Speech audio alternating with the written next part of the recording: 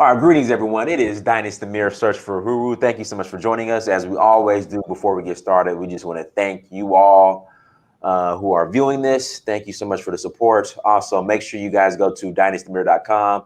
Again, go to dynastymirror.com. While you're there, buy some merchandise, buy some books. Also, join the email list so you guys can stay up to date in regards to what's going on with the platform and the brand.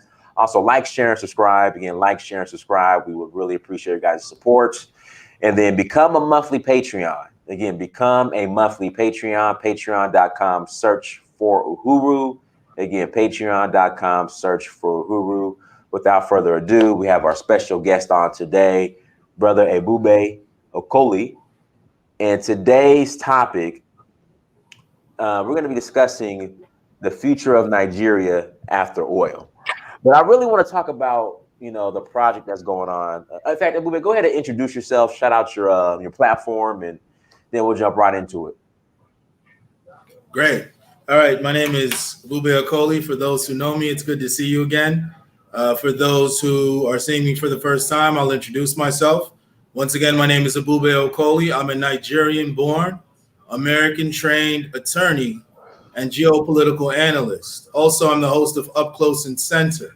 Now, Up Close and Center, if you haven't been to that channel, go ahead and head over to that channel and make sure you subscribe. It's Up Close and Center. Now, on that channel, you're going to find geopolitical analysis in the form of short documentaries that tackle a variety of issues in a very concise way. So far, everybody has liked the material, so go ahead and go over to Up Close and Center.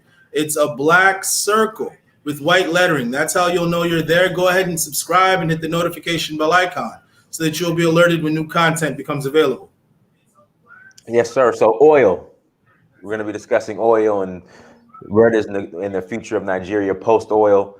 So the Dangote Refinery, a lot of people are saying, this should have been done years ago. And because of the direction that we're going in, as far as automobiles, 10 to 15 years, everything's going to be electric from my understanding. So people are saying, okay, why now when we're going in the direction of electric? Why? Right, go ahead. Oh, okay. Yeah, go ahead. No, go ahead. All right. So now, in regards to why now, we have to still look at this. And you raised an interesting point, because the point that you raised, there's recently been a report in regards to oil and the future of oil and the viability. British Petroleum, that's the source of this information. So we still have to double check it ourselves to ensure that we come to the same conclusion as British Petroleum. But British Petroleum essentially gave the total catalog of the amount of oil that we have left on this planet. And they stated that based at current consumption levels, we're going to run out of oil in the next 50 to 60 years, based on current consumption and based on known quantities. Right. So now there are two variables there. Consumption could rise, consumption could drop. That's one thing. If consumption rises, of course, it shortens that duration. Mm-hmm. If consumption drops, of course, it's going to elongate that duration. Right. That's the first variable. Now, the second variable are known quantities. Now, that estimation was based on known quantities, which means that tomorrow another large discovery could happen, and it happens all the time. Every year, oil is discovered in new places that it wasn't previously. So now, if we accept their findings based on consumption and known quantity, we'll accept their numbers of 50 to 60 years. So now let's say we accept 50 to 60 years. That means that by towards the end of this, towards 2070, 2080, we're going to see this planet, according to British Petroleum, run out of oil reserves. Wow. Now that's still a long time, and that's a lot of money to make. 50 to 60 years of harnessing oil is still a lot of money to make. Mm-hmm. Now, one thing we have to understand are certain key terms. When people talk about, for example, the global marketplace, And Dinus, one moment. I'm hearing an echo. Let me check my sound. Just Yeah, I was gonna ask if you had a playback going on. one moment. Yeah, I'm hearing the playback. One moment. Uh-huh. Guys, make sure you hit that like button again. Make sure you guys hit that like button. Also, again, go to dynasmere.com and also subscribe to Brother Ebube's YouTube page as well, his platform. Again, the topic tonight, everyone, is what's next for Nigeria after oil. What's next for Nigeria after oil, everybody? All right, go ahead. All right. So how's that sound? It doesn't sound like there's any more playback, right? Yeah, we're good. Perfect. So now, in regards to what we were discussing earlier, we were saying that the British Petroleum Report is 50 to 60 years is what they've calculated. And also, too, we've accepted the two known variables of the known quantity and the current consumption rate. But once again, accepting those things to be true, we have to understand the global marketplace. And a lot of people throw that term around, but the global marketplace is something that we all have to conceptualize and understand. So now with the global marketplace, you want to think about the global marketplace like almost like a science fair, where you have tables and you have schools that show up with their different projects, and everybody has a table, and you display your science project that represents the school. Maybe it's a middle school or a high school or even an elementary school. And you display your volcano or these plants that you've grown and you've done something and you've altered something. You want to display something that's science related. And you'll have judges going around and they'll say, okay, this is number 1, this is number 2, this is number 3, and they assign the ribbons. That's how it is with the global marketplace. Every single country has a table. Mm-hmm. And on their table, that's what they give to the world. Now, you have to remember that the tables are dominated by goods and services. Agriculture only makes up about 10% of the global marketplace. That's because most people prefer the fruits and the vegetables from their soil, meaning that Korea isn't going to export 100% of their produce to a place like Kenya, because the Kenyans might not want those type of fruits and vegetables. Right. So agriculture is good, but agriculture is largely domestic. Most people don't really export agriculture. Now, there are a few key instances of things that are popular around the world. Those get exported, but mostly the large majority of the global marketplace is made up of goods and services. And now you look at the table. Every nation has something on their table. So, for example, you look at Germany. And let's take, for example, one of the nice cars they produce. For example, the Mercedes Pullman. All right. It's a very nice car, right? It retails for around $600,000-$700,000. You got it. Huh? I said you got it. You'll have it first. I'm trying to be like you. So now you take that type of car and you look at it and you look at its constituent parts and you break it down and you realize that the materials that went into it, you can purchase all those materials for about $8,000 or $9,000. If you just broke it down into the steel, into the plastic, into the other parts that go into it, into the fixtures, you can purchase all of those raw materials very cheaply. So now you have raw materials that came into the country as raw materials being purchased for pennies on the pound, and then they're processed and turned into a finished product and put back onto the market. And only certain people within certain sectors can even purchase these highly finished, refined goods. So you see how they added value. So now Germany will have something on its table like the car I just referenced. And they'll also have services, engineering services. Some nations, they'll have financial services. They'll have different high-end services. Some nations will have infrastructural support services, meaning they'll build a deep water port in your nation worth billions of dollars. That's a service that they can export. So now if you want such a port, you now have to contract with them, right? So now you see the global marketplace is based on what you bring to the table. And for too long, African nations have merely, if you look at their table, it's something that they dug out of the ground 2 days ago, meaning that it's It's just the raw material. There's been no processing. There's been no value added into the economy. There's nothing.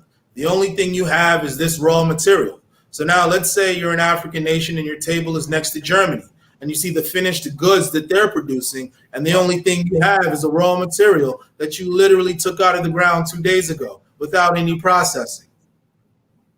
And you're realizing that you're selling those things for pennies on the dollar to these nations, who will then take what you just sold them and have a money multiplier effect. The money that they paid you is almost nothing, considering the fact that they're going to turn it into a finished good that many in your country simply can't afford. Right. So now what Dangote is doing is very smart, because he's saying, okay, you see our table. You see what we have there. And where? We see what we have there on the table. Let's ensure that we bring a more finished, refined good to the table. Okay.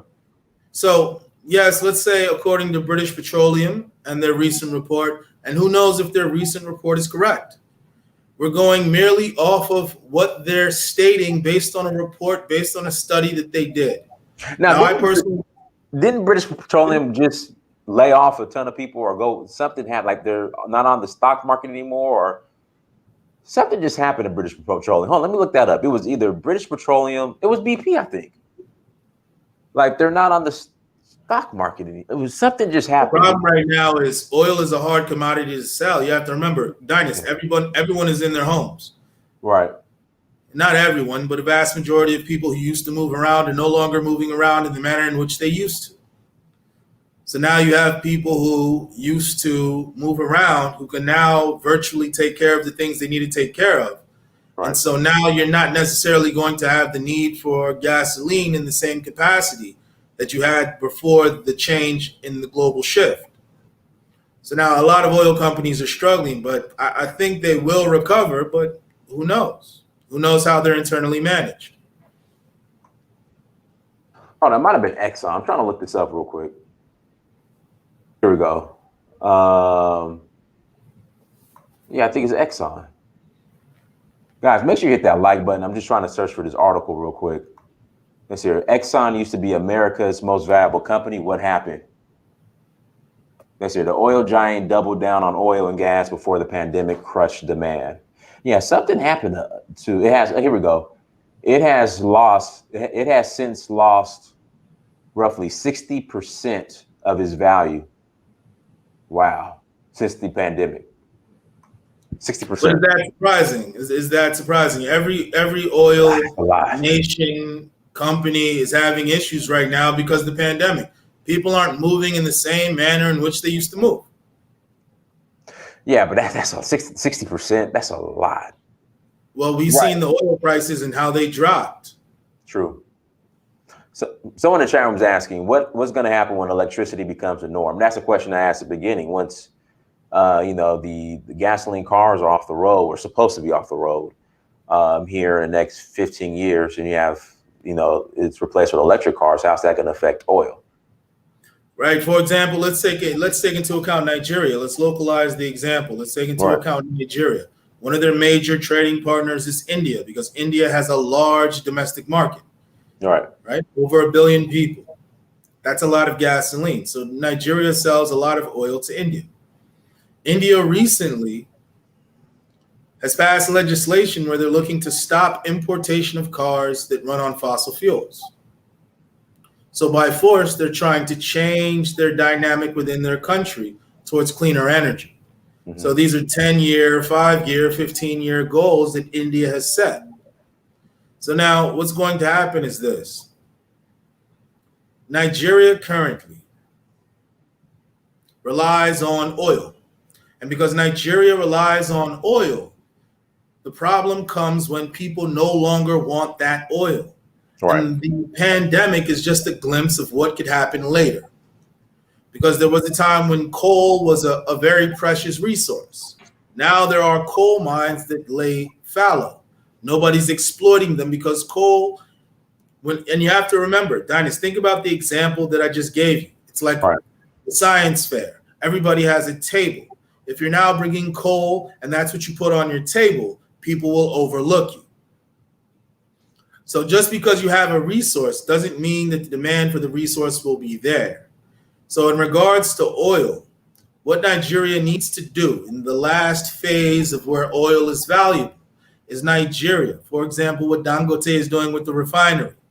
Nigeria needs to get the most bang for its buck during the last phase of when oil will still be oil before it becomes irrelevant in the next 50 to 60 years. So when people say, why now? Why now are they making sure that the refineries work? Why now are they making sure that the world's largest refinery is there? Why now? It's because they see the writing on the wall. They see the fact that within the next 50 to 60 years, oil isn't going to be what it was in the last 50. So what we need to do is ensure that we're getting the most money for the oil that we do have before it becomes irrelevant. Okay. So you don't think the building the refineries is a loss or a wash? I just think we're just so late in the game. That's the problem. But you don't think so. Well, it's like this. Everyone is better off working for themselves. Right. That's just the reality. True. Everyone's better off working for themselves. Some people realize that at 18. Some people realize that at 28. Some people realize that at 48. Right. Now, just because you're 48 years old and you've realized that, you know what, it's better to start my own venture and start my own business and own the place that I work. Just because you realize that at 48 doesn't mean it's too late. True. Guys, make sure you hit that like button. And also, too, we're going to open up the line. So if you want to call in, the email is in the chat room, uhuru@searchforuhuru.com. Again, uhuru@searchforuhuru.com. Send an email and you can call in and ask your questions. What about gold? So, I mean, what about the other natural resources? And there's so many other natural resources in Nigeria, but we just tend to focus primarily on oil. What about the other natural resources that Nigeria could take advantage of and exploit? And you've highlighted an important part. And yes, you're correct. We tend to focus on oil. Right. Unfortunately, we tend to focus on oil because the structure of the way Nigeria is currently set up is that oil revenues go to the federal government, and the federal government essentially dispatches those resources to the state governments, and the state governments from there to the local governments, etc. So now everybody was comfortable under this arrangement where oil took care of everything. But now we're moving into an era where that's no longer the case. Oil can no longer take care of everything. Right. So right now in Nigeria, what we're seeing is the foundation of different economies beginning to be set up. And one of the major things that we're moving into is that the Nigerian government appears to be serious about fixing the electricity situation that we have in the country. Because for too long, we've allowed our gas resources to go untapped. And we have enough gas to generate enough electricity in Nigeria. So we're finally exploring that option. However, the only issue is this, is that in Nigeria, sometimes the place that the resource is taken from, if you don't adequately enable those people with the same resource or some sort of capital, they look at it as if they're being exploited. So as long as we avoid that, we shouldn't have any issues with gas in the country, because there were issues in the early 2000s with the exploitation of oil. Right.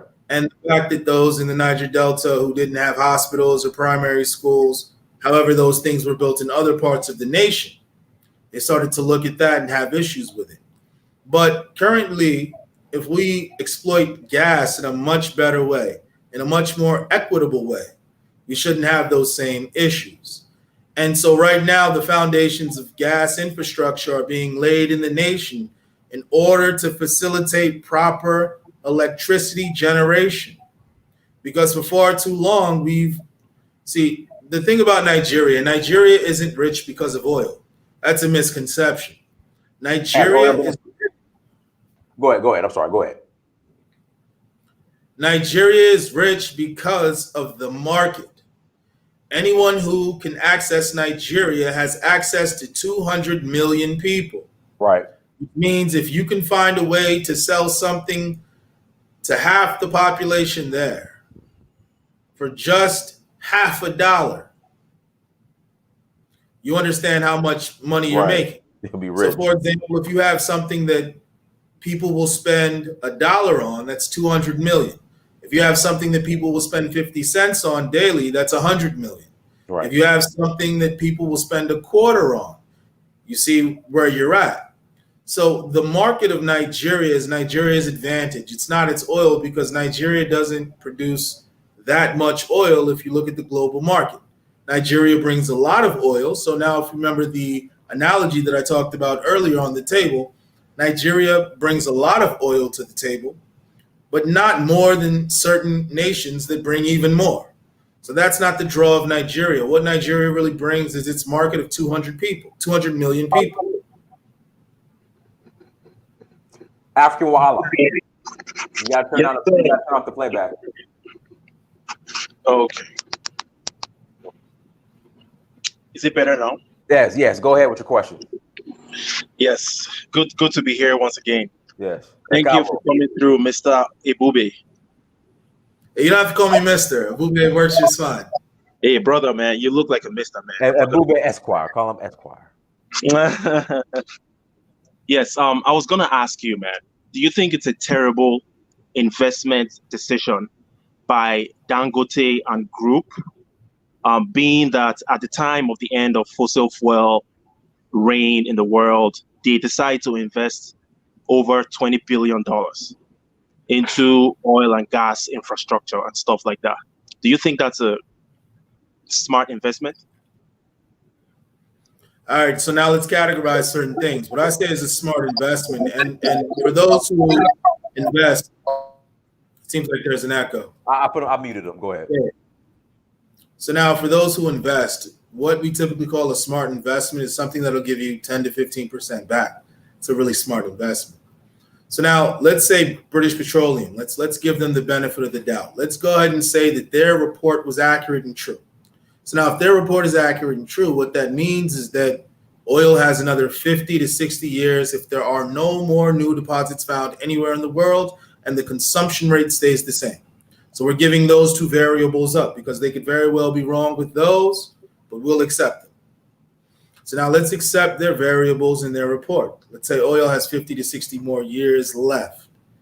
Now, the last time I looked at it, it was 12 billion, but you're saying 20 billion. Projects run over all the time. Let's go with your number.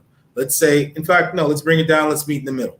Let's say 15 billion is what is being expended until the petroleum refinery can be completed. Fine.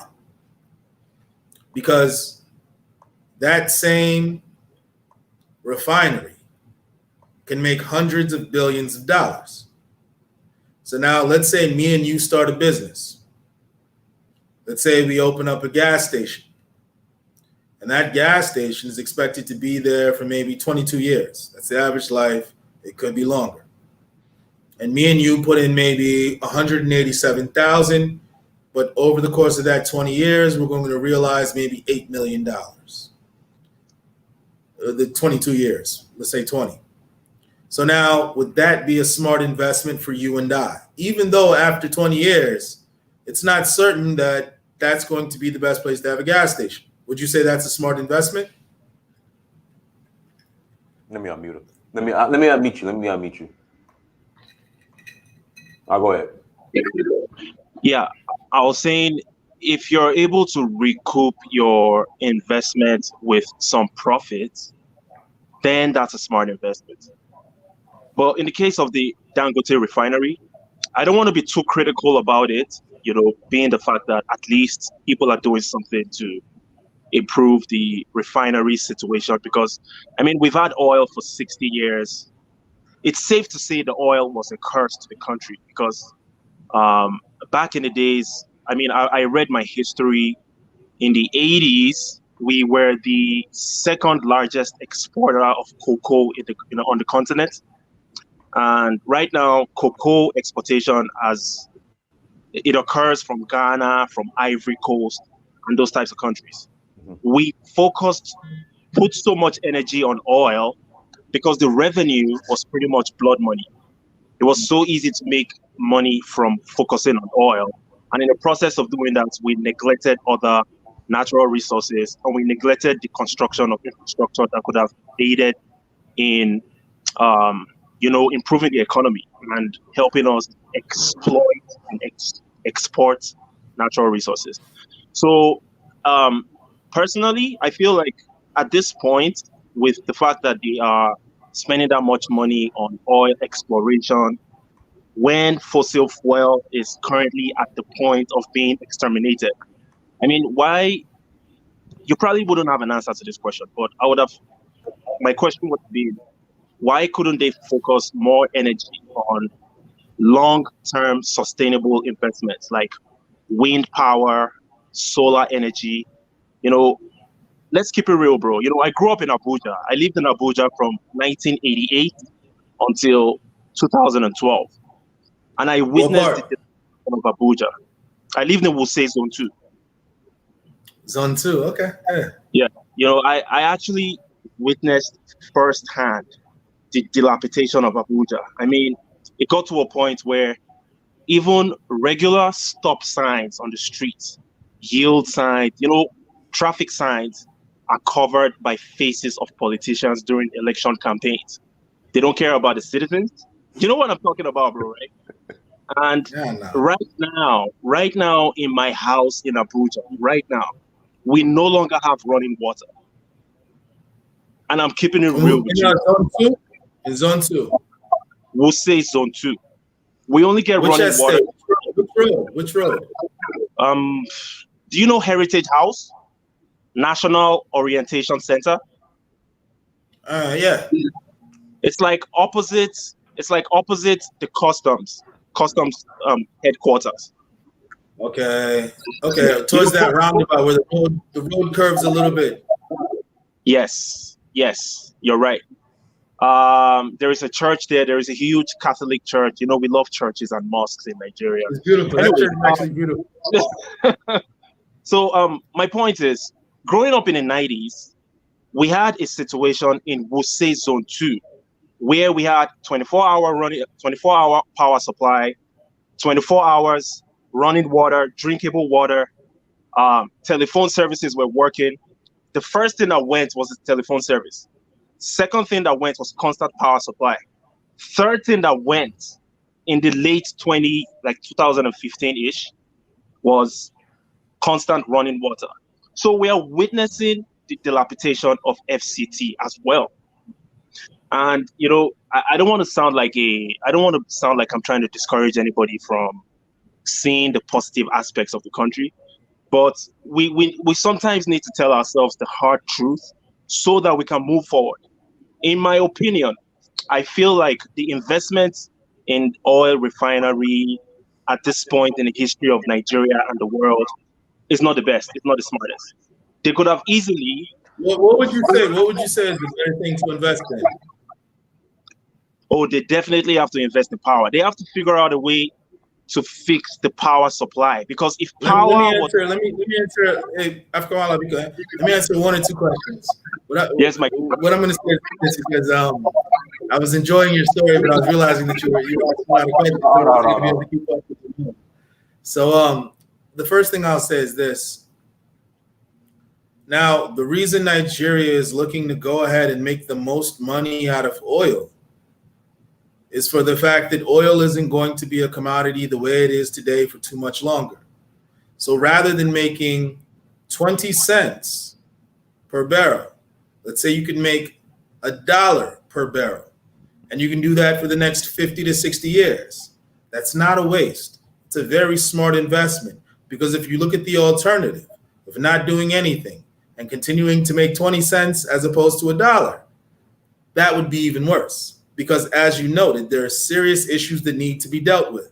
So if you're not receiving all the money that you can for the longest duration of time that you can, and you have serious issues like light, security, water, different things of that nature, you want every dollar that you can possibly make. it seems as if we've lost you, but I'll continue answering the question so you can see it on the playback, or maybe if you can hear it now. But essentially, you noted that there's a lot of problems. Those problems are fixed with money. At the end of the day, 90% of your problems are going to be fixed with money. The only problems that can't be fixed with money are problems between people that don't involve money. But every other problem, every other issue can be fixed with money. So you as a nation need to make sure that your table at the global market, instead of merely bringing crude oil and presenting that on the global market, you now bring a refined product. In fact, you bring 15 refined products. And those products were refined in your nation. And the people in your nation refined them. And they received value. They received a salary. They received money. And in receiving money, you keep that money in your country. And you keep that money circulating because the people will spend that money inside of their country. And spending that money inside of your country keeps things strong because everybody touches money.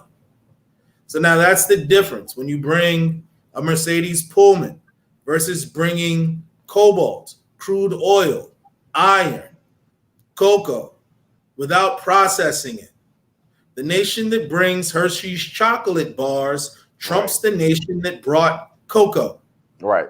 Because somebody in that nation had to process it into candy bars, supply the materials. There were logistics. There was branding. There was intellectual property. So you can build an advanced economy based on the processing. So if there's no processing, you're going to have a basic economy where the only thing you're doing is digging resources out of the ground to give to someone else so they can process those into finished goods and sell them back to you at prices that the people who sold them to you can't even afford.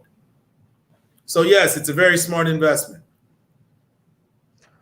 T Magic, go ahead, brother. Unmute yourself. T Magic. I agree with you. You make so much points that Brother, we could barely hear you. You have to speak up. Stick to the common man. Yes, speaking. Can you hear me? Speak a little louder, please.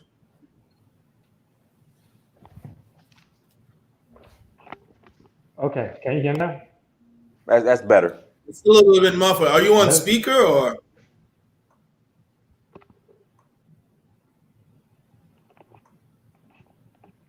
Let me adjust. Give me a second here. Okay.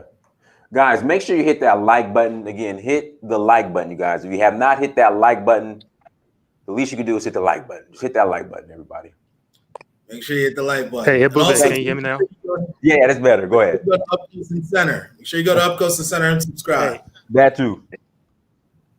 Ebube, you made some very good points, and I wish a lot of Nigerians, diaspora Africans everywhere understand the basics. I would first like to reply to African Wahala. I think African Wahala is a little younger, but when Abuja was good during his time growing up, obviously because they had moved the capital after the Oka coup. Obviously, there was planned decades before. So Abuja was actually like, being a new car that was bound to not have any maintenance and it was going to fail. So what he was experiencing in the 90s, we already experienced it back in Lagos already in the 80s. Secondly, is that you were talking about the shift to other energies. Now, what I would say is that BP, Shell, Repsol, Eni, all European companies are actually the ones who are pushing this shift from oil and gas, the fossil fuel. Exxon, Chevron, American companies haven't taken that stance yet. So it's important to understand that I personally feel there's some sort of geopolitics at play. Remember also that Trump had taken the U.S. out of the Paris Accord. Yeah, and Trump took the U.S. out of the Paris Accord. So I'm not sure what's really going on, but I have to look at all these, variables and try to make some sense out of it. But that's the point I want to make. But I still believe that the refinery itself is not a bad investment. There's been huge discoveries in Guyana and Suriname in the last 5 years. I mean, I'm talking about big stuff. So what's going to happen with those discoveries? We don't even know yet. There's discoveries, going on. I mean, the east coast of Africa, Mozambique. All of a sudden, you're having terrorists in Mozambique. you know. So it's geopolitics going on. These companies are just trying to clean their image, while in the background there's some stuff going on. I mean, the Chad Basin, we have Boko Haram. Why is it that there's terrorists in the Chad Basin and the terrorists off the coast of Mozambique? We have to start putting all these things together. It's not a coincidence, my brother. But your points are still very, very valid. The other thing is about the refinery. The refinery is a good investment. I still think that, if Dangote can make his positive cash flow early in the cycle, and concurrent maintenance costs for that refinery is not high that it will wreck the investment, I think it's good. And hopefully it's one that is fit for purpose and not a big, elephant project. Yeah, you bring up a lot of good points. Very good points. And like you said, you have to remember, the reason I quoted that source is because it was British Petroleum. And now, being that it's British Petroleum, we have to understand that when there's a report, there's still a lot of geopolitics involved with that report based on the nation that it came from. So now, being that the nation that it came from has certain issues, we now have to look at that as well. So you bring up a great point. Now, even if they're wrong, let's say that they're right? Let's say that there's only 50 or 60 more years. It would be better if we acted like there was only 50 or 60 more years and proceeded in that manner than if we acted as if this resource was infinite and going to last forever. Because at the end of the day, it's better that we wean ourselves off of oil dependency today, sooner than later. Ebube, I agree with that point also. And the reason why I even agree more so is because if Nigeria and the African regional community does not have a capable military in 60 years, then they better start preparing to be nimble. Only a country that has a capable military can be adventurous to, make more money in outside lands and also defend what they have. And that's an important thing, because we as Africans historically, now you have to remember that we as African people, all right, I take it that you're an African, so you understand what I'm saying. When you go back home, the last thing you're going to fight over are trees and resources in regards to land. If you want land, have it. Have as many fruit trees as you want. There's mango trees, there's banana trees everywhere. They grow wildly. More fruit gets spoiled than gets exploited in the country, meaning that more bananas fall to the ground and fertilize the earth than get sold at the market. So We're not going to fight over bananas.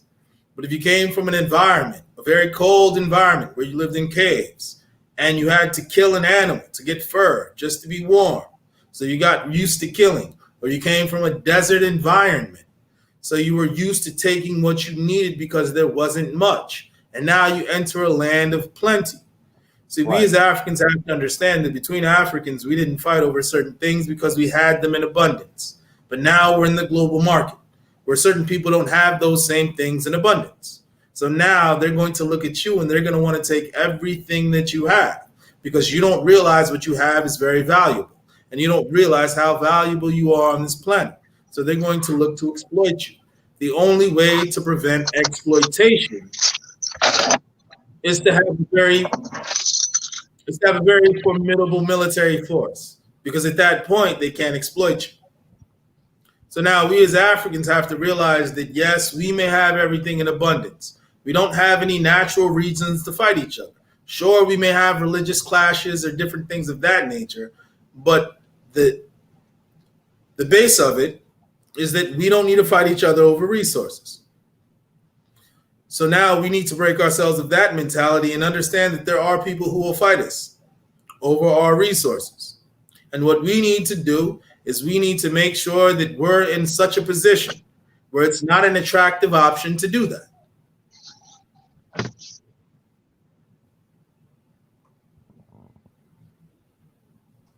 Ebube, thanks for the lecture, and Dinas, thanks for accommodating me. Appreciate it. No problem. Brother Amici. Hey, what's up, guys? How's it going? Good. Hey, Dinus, first I want to say, man, kudos to you. It's my first time on your show, man, but I've been following your journey for several years now, man. Really appreciate what you're doing. Oh, thank you. Not just for Black people in America, but for Blacks around the world, man. You just keep it up, man. It's not easy, but you got supporters, man. I appreciate it, man. Thank you. Yeah. Ebube, regarding like the Dangote Refinery, yeah, what you're saying basically is better late than never, right?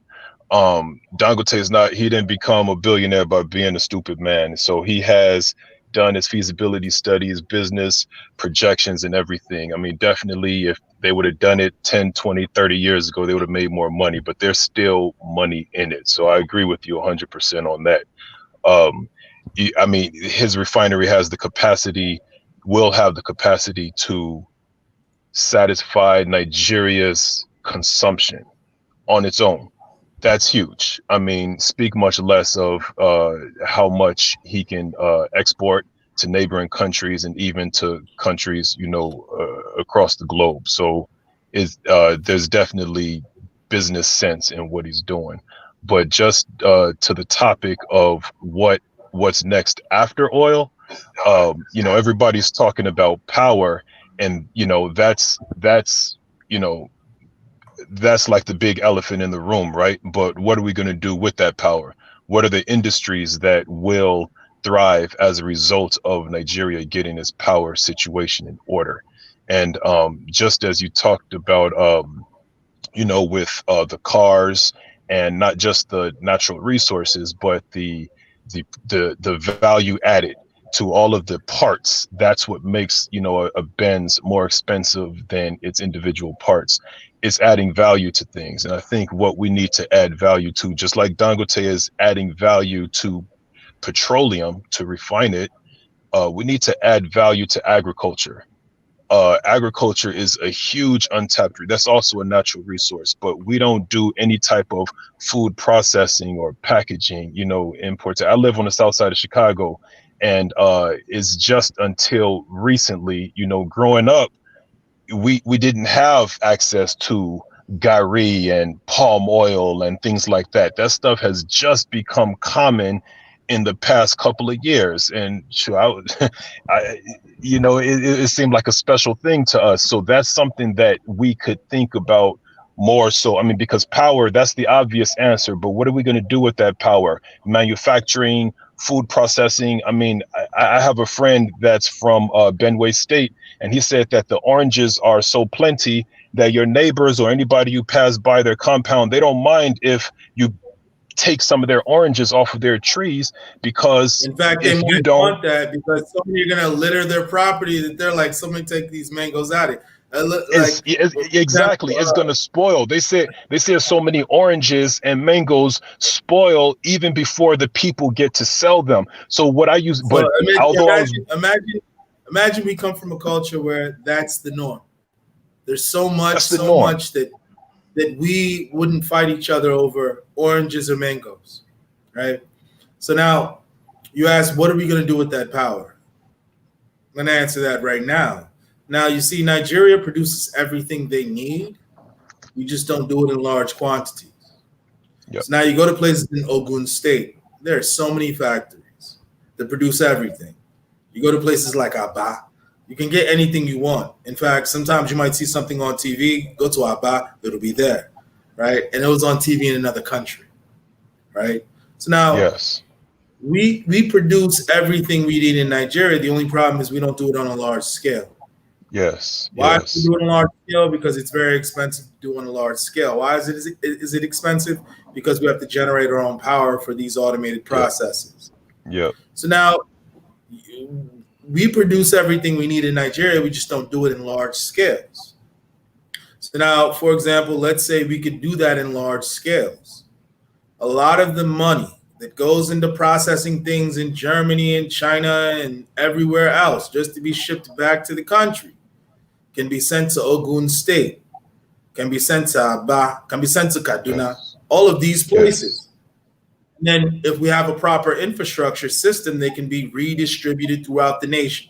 So that now creates jobs and keeps the wealth and the money inside the nation. It's like a game. Every country is playing a game to see how much money we can keep inside the nation. It's like if you have a family.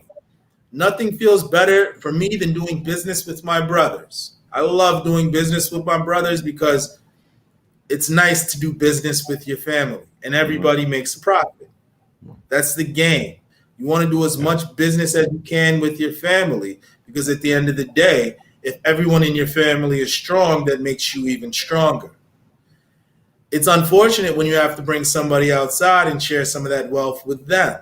You'd rather share that with your brother or your sister or your cousin or somebody else. Nations operate just like families. At the end of the day, you want to keep all that wealth inside your nation. You want to keep all that processing inside your nation. Instead of sending all that steel and all those raw materials to Europe so they can sell you expensive cars, you exploit those within the country. You have places like Innocent Motors that's creating, fabricating, putting together cars. Eventually, they should get to the point where they're taking the raw material out of the ground and crafting the car or the van or the truck with materials that came exclusively from Nigeria. Imagine how many people would be now employed if they have to fund that type of industry. We now have a fully fledged auto industry. So it's never too late. Continue. Not at all. We have issues now. I'm sure you guys have heard of it. People are all up in arms because people can't afford fuel. They removed the last of the subsidies, but if we refined our own petroleum locally, there would be no talk of subsidies. We wouldn't care about what the international price of gasoline is because we wouldn't be importing it, because we would be producing it locally, refining it locally, and supplying and selling it locally. So it can all be done in Naira and it would be done more cheaply. I just feel that, we focus on the end goal as opposed to focusing on what solution we can provide in order to get to that end goal. Even with the exchange rate, we focus on trying to manage the exchange rate artificially, by just pumping dollars through BDCs and just trying to increase the supply of dollars. But no, if our exchange rate, our exchange rate is and that's an interesting name. I normally see that as a last name. What state are you from? Delta State. All right, that's cool. That's nice. Because normally I say like as a close to Asaba. Asaba, beautiful city. Yeah. Beautiful city. Ibuzo, a lot of the Nollywood right next door to Asaba. Are shot in Asaba. But the exchange rate is essentially based on how much foreign exchange was generated from oil and how much is in the foreign reserves and how much can be used in regards to exchanging between what we import into the country. It's just the balance of trade. And that's the point. If we produce more and export more, then there will be more demand for our goods, which is more demand for our currency. And we wouldn't have to artificially manipulate the currency. That goes back to the table. Remember, the global economy, the global marketplace is essentially your table. If we produce more things on the table. So now imagine you walk into the global marketplace and you have a table and the only thing you have are things that you literally dug up 10 seconds ago versus things that are highly finished goods from other nations on their tables. They have things like financial services. They have things like infrastructural services where they'll build a port on your nation. That's what's on their table. And the only thing we have on our table is crude oil that we didn't even refine. We should be embarrassed of ourselves. We should bring more to the international market than just that. So yeah, I wholeheartedly agree with you. What we need to process those raw materials into finished goods because goods make up over almost 60% of what other nations are buying. So if other nations are buying highly finished goods from other nations, wouldn't you now want to put highly finished goods on the market? Yeah, we have issues where you have the U.S. presidents from Obama to Trump complaining about currency manipulation with China because China is exporting so much that they manipulate their currency to actually make it cheaper than what it naturally should be as far as the natural forces of supply and demand are concerned. They want their currency to be even And the cheaper than it question is is, because they I export so mentioned, much. who does that benefit? The question is, who does that benefit?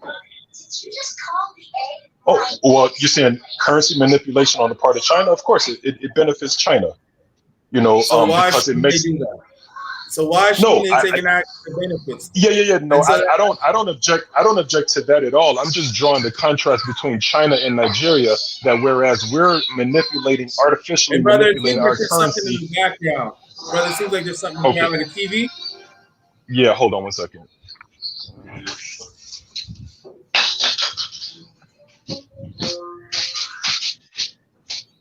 Yeah, I'm saying whereas it's on China's part, they manipulate their currency to make it weaker because their exports are so high. I'm just drawing China as an example in contrast to Nigeria, that we don't export anything. So we're artificially trying to strengthen our currency, our exchange rate, where they're artificially trying to weaken it because they export so much. I mentioned, let me correct something that you just said. Now, remember, you have to remember my example that I just gave you is the global marketplace. Everybody brings something to the table. The thing that Nigeria, in fact, exports is crude oil, right? Now, Exactly. you look very comfortable there. You look extremely comfortable. Is that your son's room? You see, I had to escape into my son's room, man, because they're making too much noise out there. Next time you have a man cave that you can go into and make it look cool. You don't have to be in your son's room. But to answer your question, my wife is sleeping, so I can't go into my room either, man. It is what it is. What I'll say is this: is that Nigeria exports crude oil, and crude oil is volatile because at the end of the day, if people aren't buying crude oil because they don't need gasoline and the other constituent projects that come from crude oil, then naturally your economy is going to suffer. So rather than selling a raw material, what you want to do is you want to refine that raw material into maybe 15 or 16 other goods. In doing so, you've created 15 or 16 other industries within your nation, which means that you're employing a lot of different people, which means that now you have different markets to base your foreign exchange on, which means that your currency isn't going to fluctuate as rapidly because it's not a mono economy. And that's just with diversifying one particular industry. Exactly. I agree. That's my point, is that we export only one thing, but China, they export so many different things. So their economy is already diversified. The difference between China and Nigeria is China has, where Nigeria is where China was in about 1974. Exactly. So now China in 1974, they had certain policies in place. Once they liberalized those policies and they created certain economic zones where certain things would be done in certain manners, the economy took off. It quadrupled in a very short time. And after quadrupling, it brought hundreds of millions of people into work because that was the number of people needed in order to do the work that was created within the nation. And they created that work by processing raw materials within their country and adding value before they export them, before they put them on the table at the global economy. They weren't selling plastic. China wasn't selling cocoa. China wasn't selling crude oil. China wasn't selling unprocessed rubber. They were processing things to the 10th degree, even things that you and I didn't need. They were processing it and making a product and creating supply lines so they could ship that out to everybody very cheaply. So when we talk about China, we have to remember that China did what needs to be done in Africa. They started processing their raw materials. Ebube, we're in complete agreement. Like I said, I was just drawing a very extreme contrast, because whereas we are artificially trying to strengthen our currency, a country that has done the opposite and is focused on the fundamentals of strengthening their economy, they artificially try to weaken their economy. Just to draw a stark contrast between where we are as a country and where I would hope that it will be, even if it's not in my lifetime. So I agree with you 100%. And we'll just keep on hoping. Well, it's not about hope necessarily, because the Nigerian Well, we government know is what known to for. do. Yeah, we know what to do. It's about hope in the sense that we hope that the proper leaders will be there. Let me just finish what I'm saying. Nigeria, for example, in Nigeria, we know what needs to be done, but we didn't have any incentive. And it's conditions that make the crayfish to bend. So now the conditions are ripe. So now we're pushing gas infrastructure because we need electricity, because we need manufacturing zones within the country. So yes, like you said, before there was no need because the population wasn't as high and the oil wealth and the money generated from that was enough. Unfortunately, that is no longer enough. So now at this point, what we need to create a manufacturing base, because your economy is hollow if you merely are a consuming nation. And what I would suggest to you is make sure you're subscribed to Up Close and Center, because this week I'm releasing an episode based on corruption, and it partially has a lot to do with not having a manufacturing sector. So make sure you're subscribed to Up Close and Center in order to get that short documentary that I'm releasing. And after I release that, if you have any questions, please forward that over to me. But make sure that you're subscribed and you watch that episode. So now, what we need exactly is the foundations that you're discussing. And those are being laid in place because they're necessity at this point.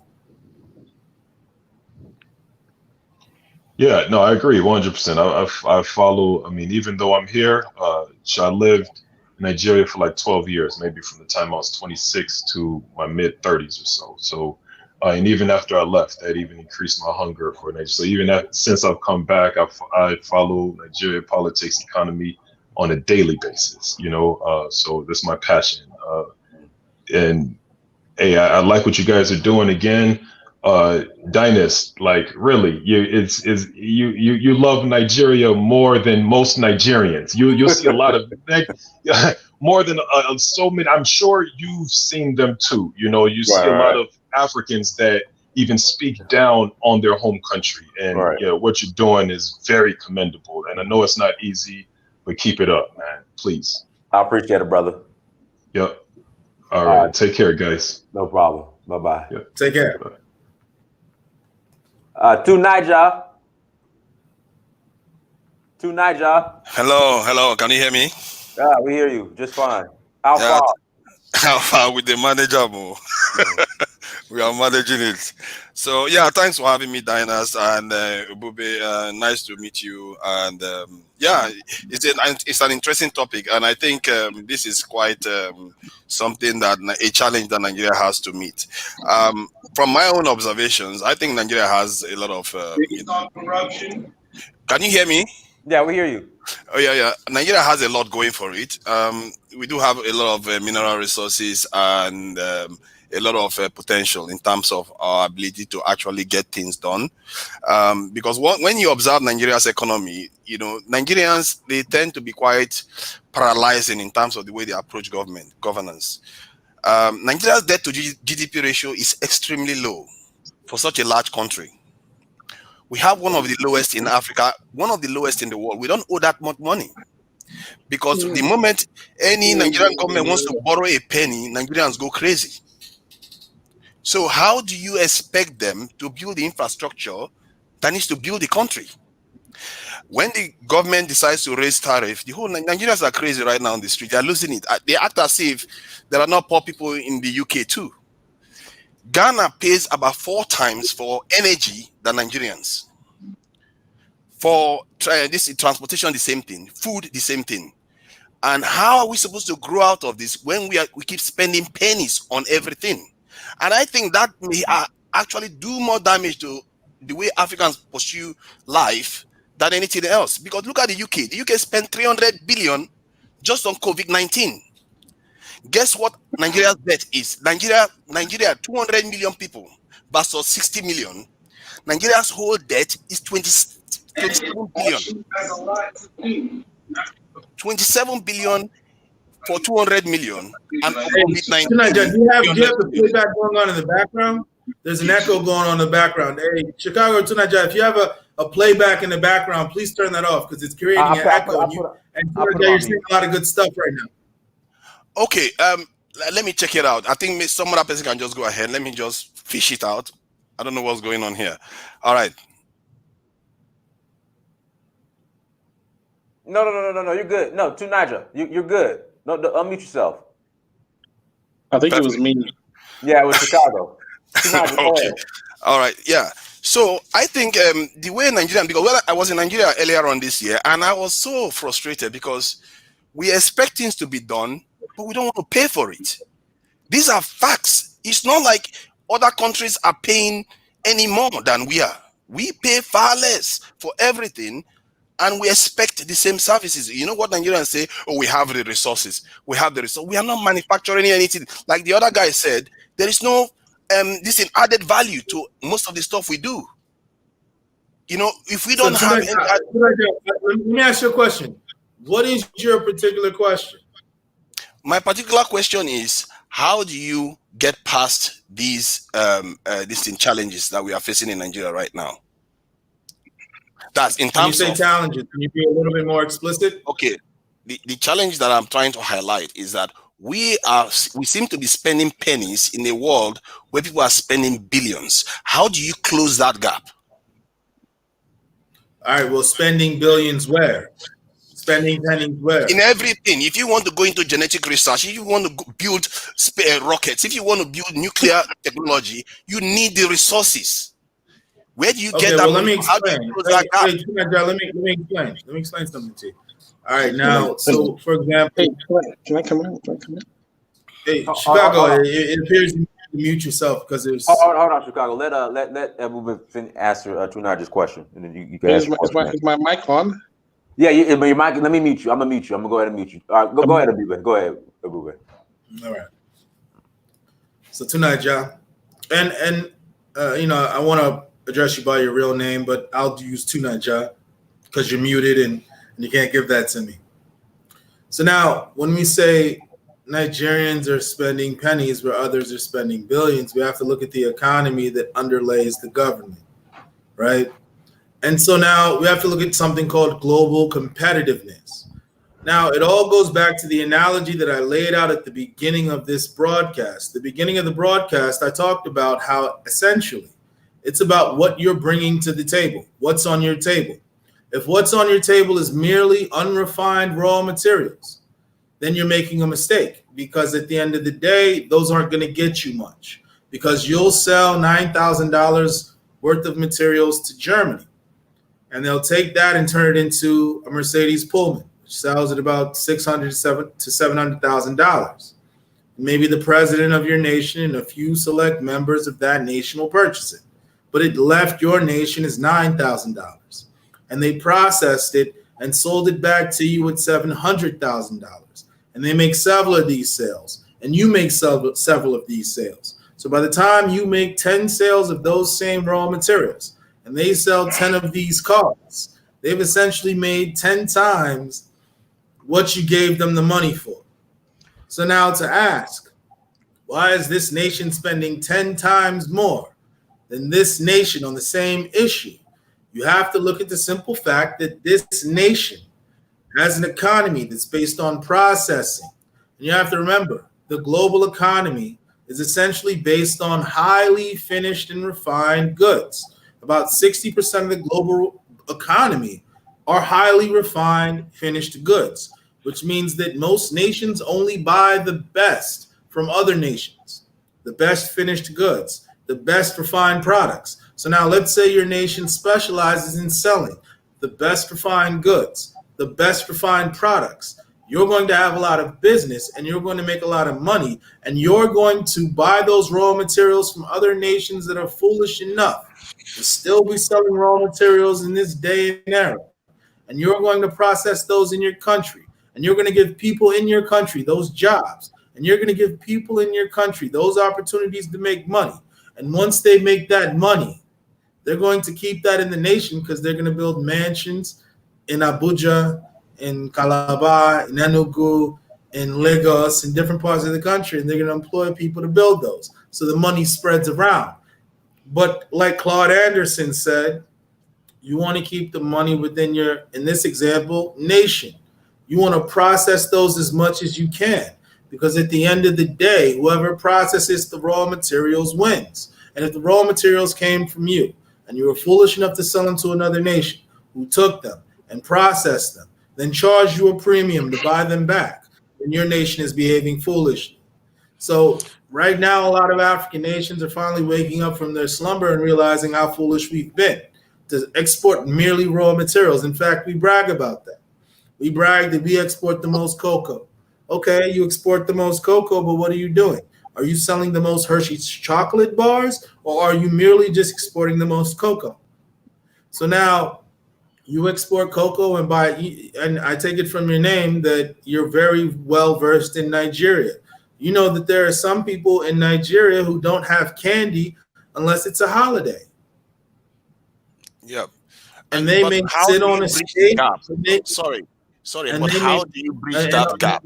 That is what I want to understand. You bridge it through processing those raw materials before you bring them to the world market. You bridge that gap by processing those raw materials before you bring them to market. But you have to invest in the processing of the material, and don't infrastructure. You? Exactly. And that's what we look at. That is the gap I'm talking about. That is that gap. And that's why I brought up the gas infrastructure. Because at this point, we can't dam every river. We have too many people to just rely on the dams that we've been relying on. You, like I, have lived in Nigeria, and you understand that there may be times, absent the generator, absent the inverters, if you're just going on the electricity that the government's providing, you'll be watching TV. The TV cuts off, the fan cuts off, the lights cut off. And you say, Napa, and you just leave it like that, right? So now imagine you watching TV. You've just gone through something. But imagine what the manufacturer is going through. Imagine what the person who's producing things and they've just lost electricity.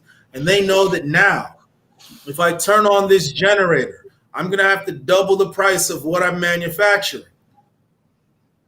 So now, yes, what you do is you invest in the infrastructure, because at the end of the day, without the infrastructure, there can be no advanced economy.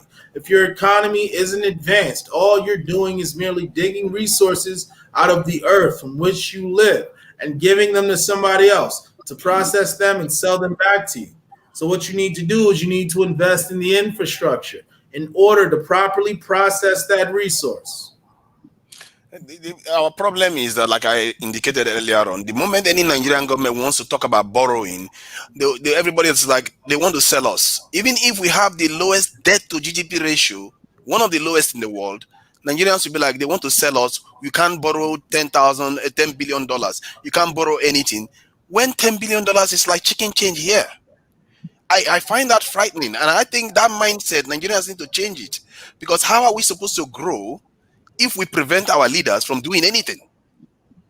Nigeria's debt to GDP ratio is 17%. The UK's 80%. US over 100%. Ghana 80-something%. South Africa 70-something%. Nigeria 17%. What is that? We can borrow money if we wanted to borrow money, but we choose to cripple ourselves. Why? And that is the problem. How do we change minds on the ground to let them start understanding that we need to start investing in our economy? Because the Nigerian people themselves are one of the most industrious, ambitious, hardworking people in the world. The people are. Okay, let me ask you a question. Yes. What's your first name? Now I want to talk to you on a first name basis. Cromwell. I beg? Cromwell. What's your native name? What's your native name? Where are you from, actually? What's your native Abiori. name? Call me Abiori. Abiori. Yeah, no, that makes sense. Yeah, no. Where's that from? That's from Delta State. Maybe Benue. No, Benue. Edo State, right? Delta and Bayelsa Rivers. We are all over there. Right. Yeah. My guy. So didn't we say? Yeah, no, we did. But Before I get to your question, let me take a look at Rob Green's question because it's been on the screen for quite some time. So let me address that. And you say you just allow me to. I've been here for like half an hour. All right. Okay. So all right. So let's do Rob Green's question, and Charles will pass the mic to you. Okay. Okay. Okay. Thank you. All right. Thank you. So does You're welcome. Nigeria and Ghana working together have the ability to challenge France's dominance over the West African economies and politics? Now you have to remember that France essentially has a long-running system with the West African nations. And that system essentially resembles what was left over. Charles de Gaulle's administration created a system to maintain the benefits of colonialism while reducing the likelihood of a violent revolution. And so now if you've been to Up Close and Center, I have an episode on France and Africa where we discuss France's relationship to Africa. So if you haven't gone to Up Close and Center, make sure you go there and subscribe.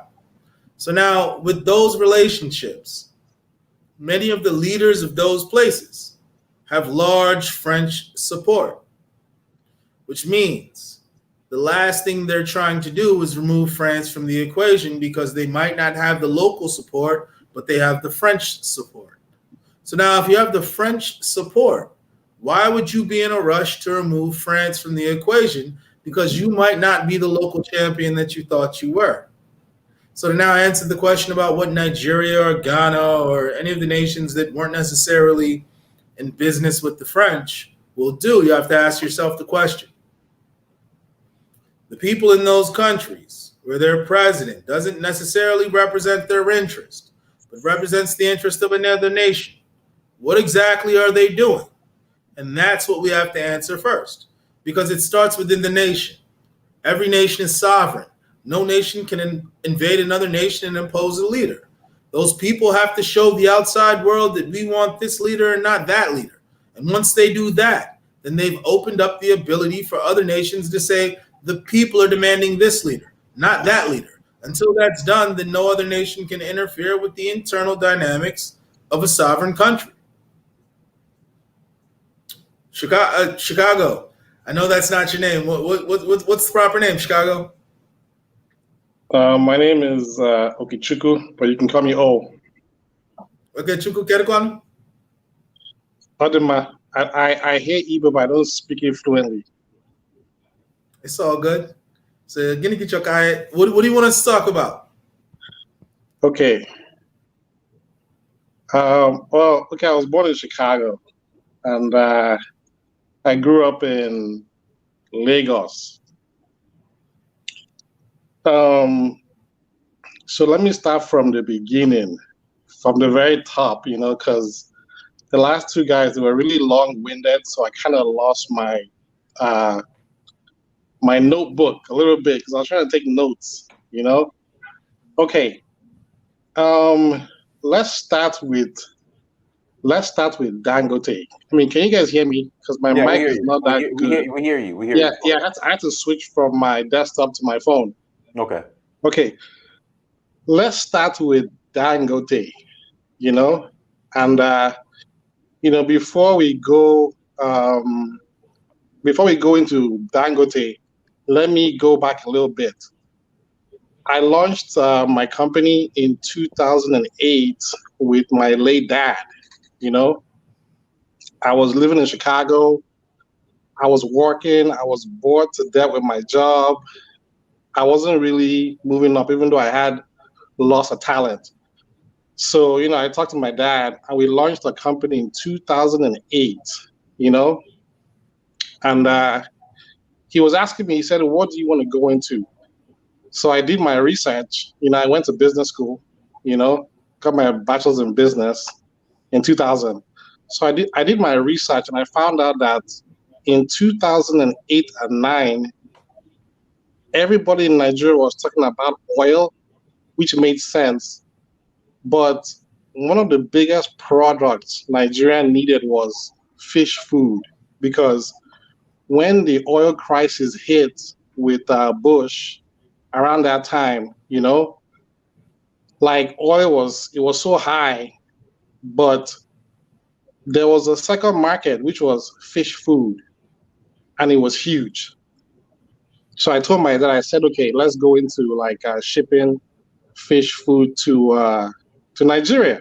You know, to make a long story short, we signed our first contract for $600,000 to ship fish food to Nigeria. And after we signed the contract, we signed a second contract for $1.2 million for the same fish food. And while I was doing my research, we found out that the market for fish food back then in 2008 was about $1.2 billion. You know what I'm saying? Okay, so we signed the first contract for $600,000. We signed a second one for $1.2 million. And as a new company, I had just started the company like 6 months. Within like a year, we were looking at a $1.2 billion market just for fish food when everybody was talking about oil, you know? Okay. Guess how much we made from that business? Just guess. You know what? Like, I like first off, before I guess, I'm going to say I like the fact that you did business with your family. That's beautiful. Keep the money there as much as you can. That's one. The second thing is this. You didn't have to necessarily talk about the numbers because, you know, there's tax situations and sometimes it's best to just say you made a lot of money instead of talking about the numbers. No, just guess how much. Just the second thing.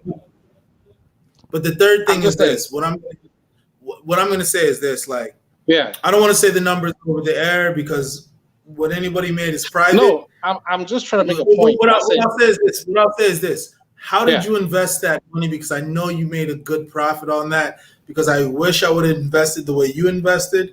But where did you invest that money? Okay.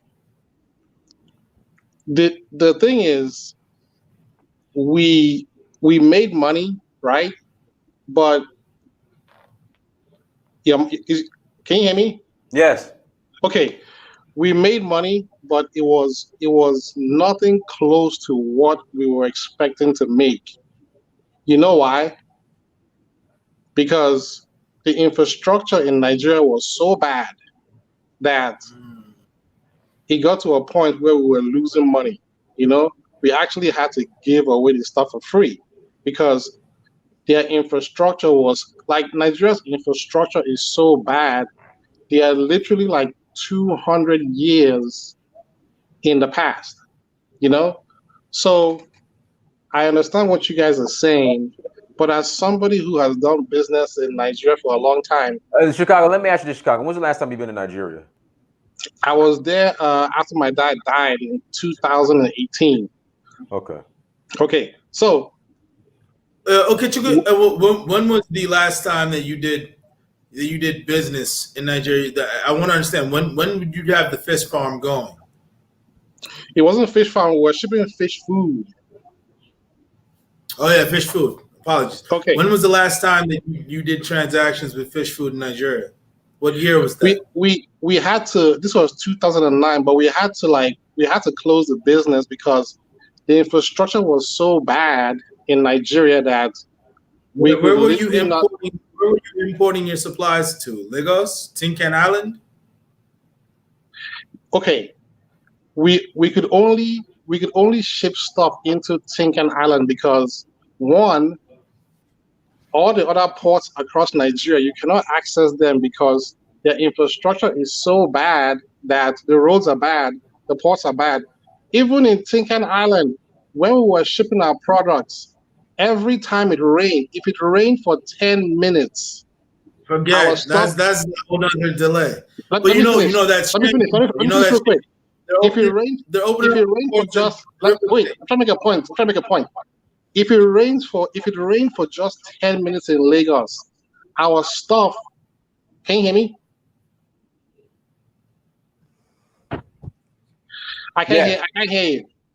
We hear you. Okay. If it rained for just 10 minutes in Lagos at Tinkan Island, our stuff will sit in the ports for literally 6 weeks. You know? At least. Yeah. Okay. Now let me fast forward. So I was trying to be a billionaire, right? You know? Oh, I can't hear myself. We hear you. Go. We hear you. Okay. Now I'm trying to be a billionaire, you know, but I found out that Nigeria had so many problems, so we had to like close the business, you know. Then we tried to go into oil, that didn't work. So I said to myself, I said, you know what? Instead of me trying to do all these businesses and failing, I'm just going to do more research so I can understand Nigeria, the people, and the market, you know? So I wrote a 300-page report about Nigerian business, Nigerian infrastructure, Nigerian politics, and the Nigerian population. Now let me come back to Dangote. First of all, it really shocks me when people say Dangote is this genius businessman who knows what he's doing and how he's changing Africa. Man, I'm telling you right now, anyone who thinks Dangote is doing anything for Nigeria, I feel sorry for you. Like you don't really know what you're dealing with. You know why? I'll give you an example. In America, if you want to do business with me and you have money and I want you to invest in my business, what's the first thing you do? You do a background check on me, right? Because for you and I to do business, we have to do a thorough background check to make sure that you and I fit as far as financially, business-wise, strategy, and just pretty much experience, right? Okay, look at Dangote. That guy made his first $1 million when he was 21 years old. That makes no sense. How do you make $1 million in Nigeria in 1960 when you're 21 years old? People need to start. Well, okay, let me explain. Yeah. You know, he's essentially a Fulani prince in Nigeria, so you already know he has a head start. And you know Dan Tata and Dan Sawo, you know, he got a loan from his uncle. So the thing is this: a lot of people, that was the case, if what you're saying, let me just finish. If what you're saying is let me make a point real quick. Let me just land. What I'm saying is this: he didn't start out like everybody else. The average person in Nigeria doesn't have an uncle who is a millionaire or a billionaire. Dangote had that. So the thing is this: Dangote didn't start on a level playing field. He started with a family that was very connected and could get things done for him. So to now compare that or juxtapose that to the average person in Nigeria, it's disingenuous. I'm not comparing them. I'm just saying that the reason why we're not average person doesn't have those same resources that Dangote had. So if we're going to talk about somebody, it's not about resources. It's not about resources. It's where we're trying to go as a country. You know, it has nothing to do with resources. Well, what I'm saying is this: if you want to compare, want to compare somebody who made it something, I am not comparing anybody. I'm just saying that if what you're saying is true about Dangote, then all the billionaires from Nigeria will come from Imo State, Abia State, and Enugu, because the most well-connected businessmen, you know, so it has nothing to do with pedigree, who you know, what you know. It has to do with Nigeria's structure and where we want to go in the future, you know. So for us to look to a guy like Dangote and say, hey, this guy is some genius businessman. Dangote is the Trump of Nigeria. Let's be realistic. The sooner we start to be truthful with ourselves as a country, as far as business in our past and where we want to go, the quicker we will get there. Chicago. Chicago. Yeah. Sorry. I'm not sure it's fair to say that because I'm not sure he has had failed businesses and does the same things as Trump. Okay. So Let me what tell you has something. he really done that is so wrong? Okay, I'll tell you what he's done that is so wrong. Everything. Now, let me give you an example. Do you know that Dangote in his whole life, he has never made a profit in any business he engaged in? Not one. Like, you have the facts on this. I have the facts. I'm interested. Listen, I'm interested in what's about to happen. My friend, I just want to make sure that everybody's stating facts. I want to hear this. I want to hear this go on. I can give you numbers. I can give you spreadsheets. I can give you history. I can give you everything you need. Because okay, Chuka, let me just say one thing. The thing is, Tonight Ja, he's a serious guy. He has a lot of facts on his side, and he's gearing up to potentially go against you and everything you say. So now you want to be very careful because Tonight Ja has a lot of facts on his side. So before you gear up to go against the opponent, make sure that you're ready. Okay, let's be realistic. Okay, let me tell you something. Dangote has not made a profit in any business that he has engaged in. You know what I'm saying? Then how did he manage to grow his business then? Okay, let me tell you how he managed to grow his business. Okay. In 2010, Forbes magazine said that Dangote was worth $35 billion, right? Yeah. 5 years later, they say he was only worth $15 billion. You know what I'm saying? Yes. Okay. How do you go from $35 billion to losing half your wealth in just 5 years? But that happens all the time on the stock market. You see that stocks drop like it's a rock all the time. But he doesn't have any public companies. How? See, some of the things you are saying, it's practically impossible to exist the way you are talking. It's contradictory. He cannot grow a business. It's not contradictory. Without the thing is they're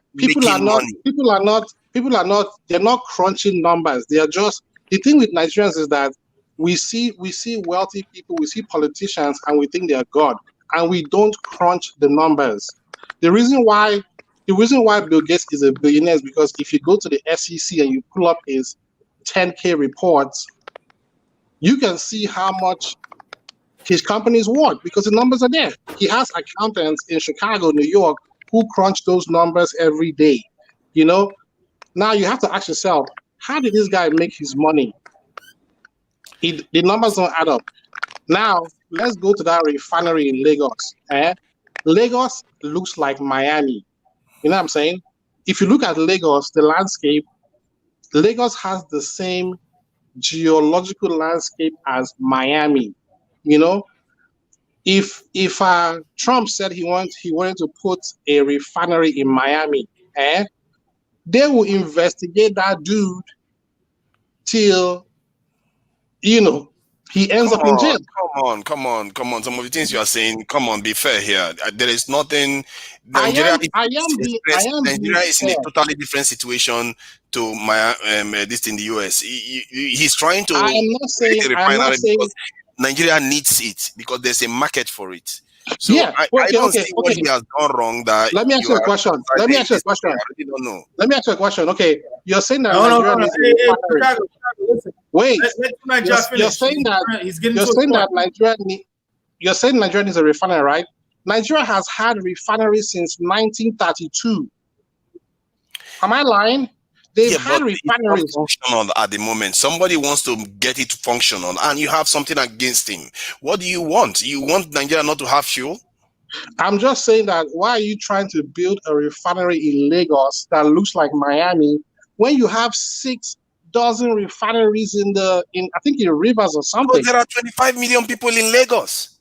Hey, hold on, wait. Let me come in for a second. Hey, Chicago, let me answer your question. Now, here's the thing. The main refineries in Nigeria are in Kaduna, River State. Those are the 2 main ones that we really have that are semi-active. All the other ones are moribund. They just, and here's the thing about the refineries. Now, with the refineries, is they're allocated a certain amount of money to take care of the repairs that need to happen on that refinery in order to put those refineries closer to being able to, wait, finish. Closer to being able to being functional. Let me tell you something. So listen. We're slightly deviating from the topic. The topic is no, we're not. Not this. I'm just saying that. Chicago. Here's what I'm going to say. Wait. I am chilling. Listen, Chicago. I am take the chilling. next 30 seconds to explain yourself because there are other people who have come on and we have to go to them. So take the next 30 seconds to explain yourself, but we're moving on to another topic because we're slightly deviating, but you have the next 30 seconds. All right, let me go ahead, Chicago. First of all, let me tell you something. My company, we tried. Am I on? Yes, you're on. Okay. My company, we tried to buy 2 refineries in Nigeria in 2012. It didn't work out. So we tried to buy one in Texas for $75 million. So no one can tell me about how refineries work. I know how they work because I tried to buy 2. You know what I'm saying? So, but that's the point. I'm not going to go into that because for someone who tried to buy 2 refineries under my company name, I will never in my life put a refinery in Lagos. It's an ecological disaster. It will kill people. It will cause cancer. You know what I'm saying? He has no business being there. If this guy wanted to change the Nigerian landscape as far as oil, all he had to do was retool all the refineries in Kaduna and Rivers. But why didn't he do that? Because he knew that the Lagosians, they were very gullible people, and the politicians in Lagos were so corrupt. So he put an ecological disaster in a place where you're not supposed to put stuff. Any engineer who knows about oil knows that if you're going to build a refinery, you want to build that thing far away from the population, not in the city. You don't put a refinery in Chicago or New York. It makes no sense. Are you saying that the safety officials, they are all... Wait. All right, I'm not saying that. We got to move on. I want to get Wire Visuals has been patiently waiting. Hey, Chicago, brother, we appreciate you coming on, brother. We appreciate you coming on. I have more to say, man. Okay, well, just let's get everybody else on first, and then we have time. We'll switch back around. All right, Wire Visuals, go ahead. Can you hear me? Yeah, we hear you. Go ahead. All right, I was just gonna ask, as far as producing stuff from within the country of Nigeria or anywhere in Africa, really, but Nigeria specifically, since that's what y'all talking about, how can the diaspora get involved in that process of being vertically integrated? I guess that's a way to say what y'all saying, right? How can the diaspora come in and help build upon that system, what is needed?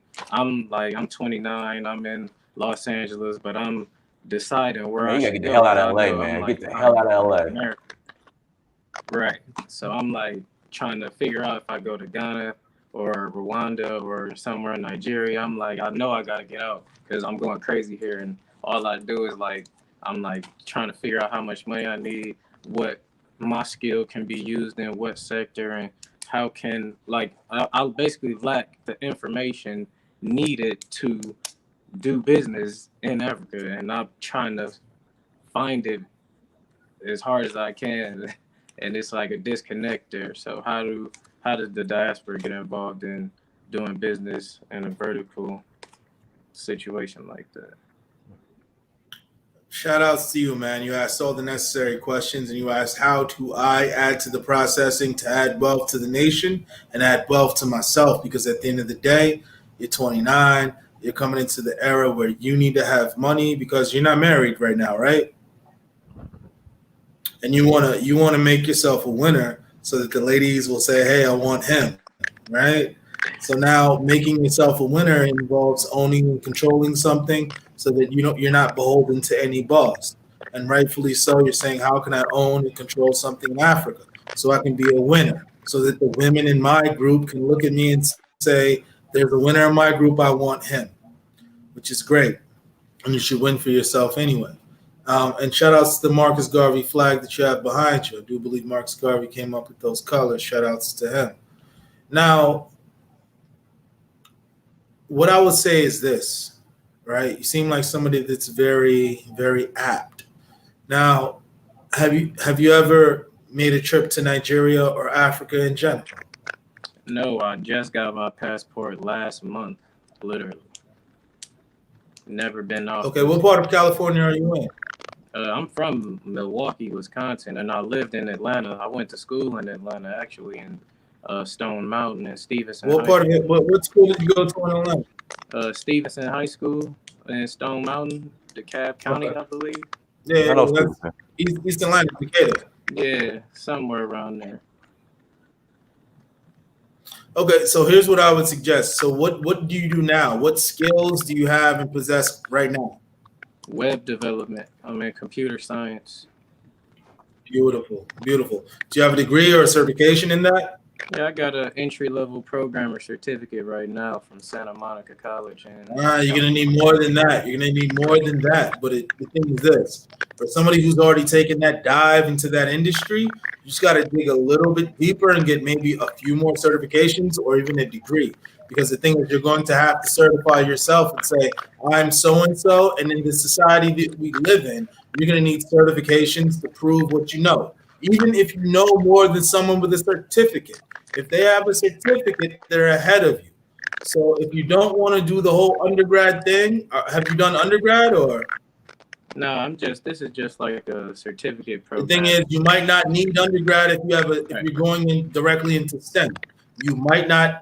Am I in the background? Are you playing YouTube in the background anywhere? No, that's hold on. Go ahead.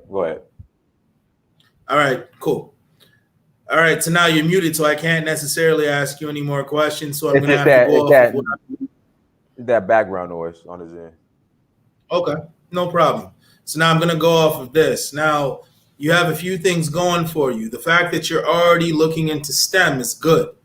I was a STEM guy myself. My first degree was computer information systems with a concentration in TCP/IP, network engineering. So I was an engineer before I became an attorney. So now with you have that going on. You have the STEM going on. Now you might not need to go to a 4-year institution to capitalize off of what you got going on. You may just need a few certificates. So now you go ahead and obtain those few certificates and make sure you obtain the 5 that you need most. And now with that, you're essentially an ICT guy. In Africa, we'd call you an ICT guy. So now, what I would suggest is this. You have to know yourself and understand yourself best to know, okay, as a foundational Black American, as a Black American who's from here, you still have rights and you're entitled to the things that come from being a Black American because Black Americans built the wealth of this nation. But at the same time, you say, you know what? Let me check out Africa and see what I can establish over there. What I would suggest is someone like you want to fit in the best, you take a trip to West Africa. You have countries like Liberia, beautiful country, the economy isn't as big. You have places like Ghana, beautiful country. You have places like Accra, Tema, different places like that. You can flourish with ICT because they have a very advanced, robust economy. You also have places like Nigeria. Of course, you know Nigeria is the big dog of them all. You have Lagos. Anything can happen in Lagos, but you have to go to Lagos with a plan because Lagos is like New York times 3. So a lot of people go to Lagos to establish their dreams within the continent. You can also come from outside the continent too. So now you have to say, okay, what skills do I bring and how can I harness this? But the first thing I would say is take a trip to the continent. Go to Nigeria, go to Ghana, go to Liberia. Take a look around and see where you fit in because you actually have skills because you're a STEM guy and you're not afraid of STEM. Just get yourself a few more certifications so you can actually move in that environment. But what I'll say is this. What do you ultimately see yourself doing? In 5 years, where do you see yourself? And in 10 years, where do you see yourself? Having some type of data company, I feel, that's delivering information from Africa to the diaspora to connect them meet the needs of everybody, to meet the needs of Africa, because we don't over here. We don't. What know type of data are you everybody needs. interested in? What type of data are you interested in? I'm interested in economic. You know, data. there's ECM, Enterprise Content Management. For example, ECM. Let me give you ECM. Enterprise Content Management. A lot of companies don't effectively manage their data. You can approach them and say, listen, I can manage your data for you. So data management is always an avenue that's available to you. So you have ECM, but before you talk about managing data, you have to know, okay, what am I going to do? Go ahead. So now Rory is the name, correct? So now Rory. Well, you gave me a head nod, so I'm going to go with that. So now, Rory, here's the thing. You have to make sure that the skills you're bringing are actually the skills that are needed. Because if you bring the skills that are needed, you're ahead of everybody, and people will rush to you. People will flood your way. People will come to you. People will want what you're selling. And you have to remember, the global marketplace is made up of finished, refined goods. Now, you yourself don't have any finished, refined goods. But second to finished refined goods is services. Nations utilize other nations for services. Now, if you're coming with services and you're bringing STEM services like enterprise content management or anything of that nature, you're essentially in demand because other people aren't bringing that, and that's a big international export. For example, if they want to build a port in Akwa Ibom, they're going to contract with a group that understands building ports in such environments. Before they built Echo Atlantic City, they had consultants from all over the world doing different things. So if you're on ground, you're like an on-ground expert. So you have to figure out what you bring to the African continent, but that's secondary to you going there. You got to go there and take a look around and say, okay, where do I fit in? What I would suggest to you is I would always advocate for Nigeria. I'm always going to advocate for Nigeria because I believe that's a good country for people from this country to head into. And if you head into, I would suggest potentially going to Lagos or Abuja. Abuja, of course, is a little bit more sane. There's less people. But Lagos is like New York. If you can make it in Lagos, you can make it anywhere in the country. And Lagos is usually the first entry point of people who come into the country. So now you can look to enter there. And there's manufacturing in Ogun State, just outside of Lagos, because there's more land. The land is free. There's manufacturing in Onitsha, Aba, Newi, those different places that already have a manufacturing base. So once you familiarize yourself with the country, you may want to spread out. But my first step to you is this, is to figure out, one, what you bring to the continent, and two, go to the continent and take a look at what you personally bring to the continent because you know yourself better than me.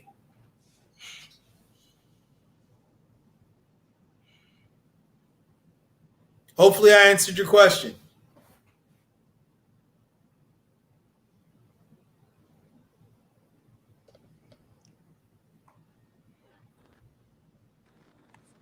Appreciate it. All right, brother. We appreciate you. Yes, sir. No problem. Let me get brother Nameka. Nameka, am I saying that right? Nah, Mecca. Okay. Go ahead. That means the father has done well. Hey, Dennis, nah, Mecca. Huh? The father has done well. Okay, now Mecca. Nah, right? You gotta say it from the back of your throat. Nah, Mecca. Nah, Mecca. Okay, he dropped off. Then he dropped off. All right. So what we'll do, we'll go ahead and close out. Chicago, we'll start with you. Anything you'd like to share in closing? Yeah, I don't think we should. I think we should give ourselves like maybe 30 more minutes because I still have a lot to say. No. We don't have 30 more minutes, bro. I'm sorry. Okay, how much time do I have? Bro, you're gonna have 2 minutes, and then come on, man. I need 10. Listen. What we'll do, Chicago. Okay. Hold on, Chicago. This is what we'll do. Brother Ebube comes on at least once a week.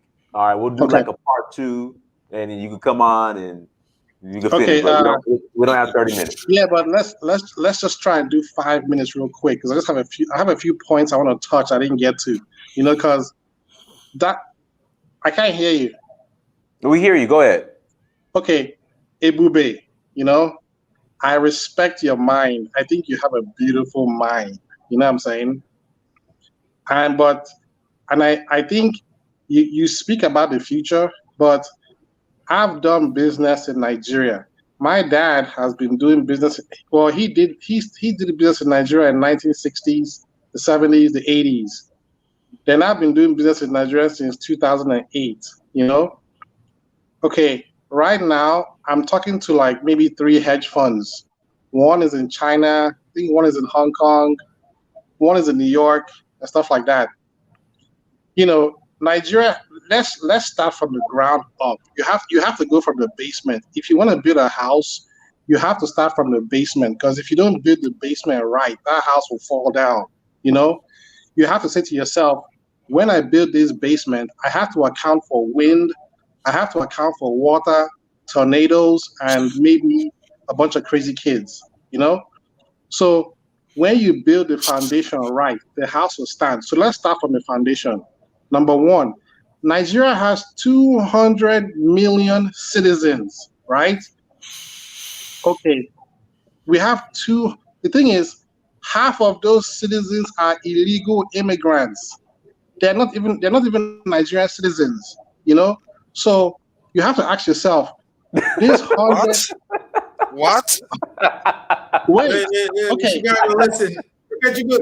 Okay. You gotta explain how 100 million illegal immigrants came into Nigeria. Okay. Let me explain. Let me I like what you were saying before that, but then once you said that, let me explain to you. Okay, let me explain to you. Every single day, 5,000 people come from all over Africa to Lagos every single day.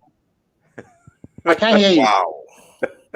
And they come from West Africa, though. They come from West Africa, though. What? They come from West Africa, though. It doesn't matter where they're coming from. I'm just saying that every single day, 5,000 people who are not Nigerians come to Lagos every day looking for opportunity. There's nothing wrong with that. It's a beautiful thing. But you have to understand that Lagos was designed to only accommodate 6.2 million people. They have like 22 million people. So first of all, you have to think about that. Now, second of all, you have to build infrastructure, like you have to have some kind of high-speed train that goes from Lagos to Abuja, to Kaduna, to Port Harcourt. You have to have some kind of road system that connects every state in the federation. And going past that, now look at Lagos. I'll take Lagos as a sample. Lagos has 20 million people. Lagos needs 8 million jobs for them to have 3% a 3% unemployment rate. So the question is, how do you create 8 million jobs so you can reduce the unemployment from 30% to 3%? And I'm going to tell you right now, Dangote said, oh, you have to put them on farms. No, you don't do that. You build skyscrapers, and you start companies that can hire like at least 500 to 1,000 people at a time in Lagos and put them in skyscrapers so you can bring the unemployment down from 33% to 5%. Now, everybody wants to go to Africa and find themselves. That's a beautiful thing. But the thing is, I've been pouring hundreds of thousands into Nigeria for a long time. And until they build their infrastructure, I'm talking about like hospitals, telecommunication, airports, high-speed internet, stuff like that. You have no business trying to. Right now, we're talking to 2 governors because we want to build like a manufacturing district in Nigeria. We're trying to build. Before you go on along, we didn't want to go too long, but I understand what you're saying. I totally agree with you. Like, yes, we need infrastructure. I agree with that. But just because we don't want this to go on too long, I'll say if you can give your last thesis in the last 10 seconds, everything will be perfect. Last 10 seconds, your capstone statement. Okay, this is it. Unless you can bring the unemployment rate from 50% down to 10%, nothing is going to work in Nigeria for the next 100 years. I'm sorry to say that, but it's the truth, because most people don't want to focus on the truth. You know, unless you can bring the unemployment. That's okay. Listen, that's okay. That's it. Listen, I understand. You're saying, listen, that's a strong position. I respect it. Tunaja, what is your position? You have about 1 minute before we close out. What is your position? My position is that no, it's Chicago. Appreciate it, brother. Thank you for coming on, brother. Chicago. Thank you. Yeah, my position is that these challenges that Nigerians are facing needs to be addressed with a common sense approach, because we can't keep spending pennies when the whole world is spending in billions, and we need to start playing with the big boys out there, because if we keep approaching the world this way, when people are buying sophisticated tools to do jobs, Nigerians traveling overseas to use those tools, when are we going to start doing it ourselves? Because when we follow the strategy of value-added approach, what that does is our income increases while our outgoing reduces. So we have to start taking this type of approach to everything. And somebody needs to tell Nigerians the hard truth. In this world, you have to earn your way. The countries that owe more money, how is it that they are doing better than us? The US owes far more than we do, but they are doing well. The UK is owing far more than we do. Ghana owes far more than we do. They are doing well. So since when has that become a problem? We have looked at the whole thing and just said, okay, let's just cripple ourselves because we are scared of our own shadows. Given that Nigerians are one of the bravest people I know in the world, in this world, I've seen Nigerians do great things. Yeah, so, you know what? You're right. You're right, and I respect that 1 minute, and you're absolutely right. I respect that. Definitely. That's something we have to look out for. Listen, Tunaj, like I said, we're gonna do another show. So let's, it's okay. I will try to. I just want to make one more point so that people will keep an eye on the event. Tunaj, before you do. It's not going to be long, I can assure you.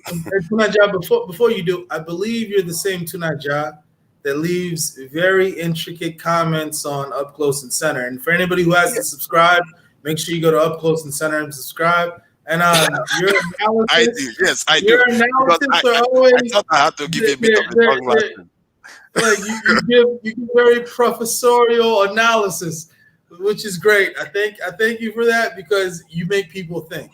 We have to be factual. We have to be factual. That gives us a short-sighted approach to things. So thank you for that. And for anybody who hasn't subscribed to Up Close and Center, make sure you go and subscribe to Up Close and Center. And if you find yourself in the comment section with Tunaja, be very careful, because this guy has a lot of facts and he brings them to the table. So we'll close on that.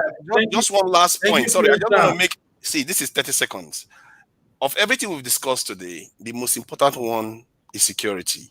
And I think people need to keep that in mind. I saw a program yesterday that really alarmed me. The last scene of a program called Condor. People should just look that up and they will be very disturbed. Yes, sir. Tunaja, we appreciate you coming on, brother. Thank you. No problem. All right, Ebube, it's all yours. All right. It's been very interesting. At this point, sometimes you got to let people express their opinions, and it is what it is from there. But what I will say is that when it comes to Nigeria's future after oil, because at the end of the day, that's what this was about. Nigeria's future after oil is looking very bright, because we're doing the things to capitalize off the resource that we have currently, to make sure that we make the most money that we need to, because at the end of the day, money is needed to invest into your country. And we're investing into our country in order to make sure that we have a manufacturing base that's going to allow us to incorporate all the people that are coming into our population, because Nigeria at the end of the day is going to have a very high population. And so it's been great. But what I will say is that make sure everyone goes to Up Close and Center and make sure you subscribe, and we'll proceed from there. I have a new episode that's coming out this Thursday, and it deals with corruption, but it's in a very different way than how corruption's been dealt with in the past. So if anybody here is familiar with the channel, and if you are, you're going to love the content. So anybody that hasn't subscribed to Up Close and Center, make sure you go and subscribe to Up Close and Center, and make sure you hit that like button here. There's no window shopping. Make sure before you go, you hit the like button. There you go, everyone. Thank you so much for joining. Like, share, and subscribe. Make sure you go subscribe to Brother Ebube's YouTube page. Until next time, family, Dynasty Mirror, search for Huru.